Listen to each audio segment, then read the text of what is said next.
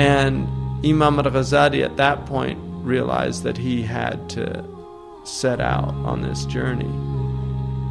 So he puts his family in a situation where they were taken care of. He had daughters. His only son died, Hamid. And his wife was taken care of. And he said he was going to go on Hajj. And he set out.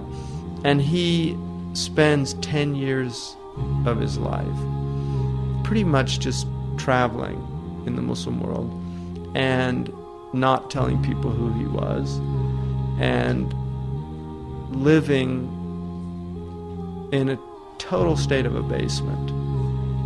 His livelihood was done by copying books out. He used to copy books and sell them. And he actually became a janitor. He became a janitor at the Umayyad Mosque in Damascus. So he used to sweep the mosque, and then he was given a room there, and he used the room as a khalwa, but literally nobody knew who he was. They were teaching his books in the mosque. And he actually mentioned, he came upon places where they were teaching his book.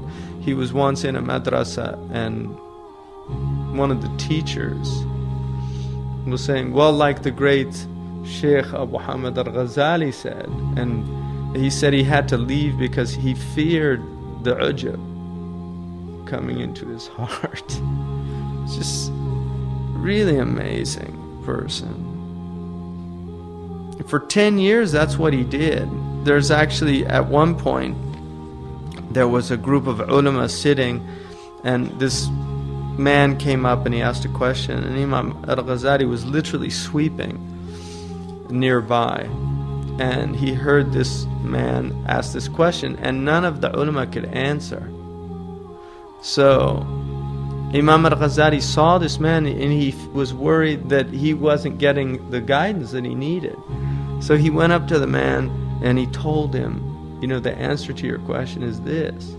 And the man looked at me, he started laughing, and he said, all those ulama couldn't answer me, and you think I would believe you? You're just a janitor.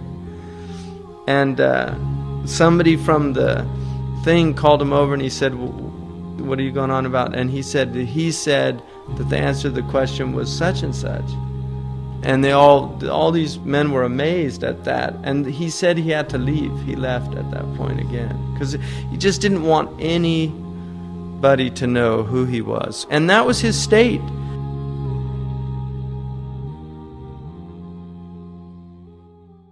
محمد سيد الكونين والثقلين والفريقين من عرب ومن عجم.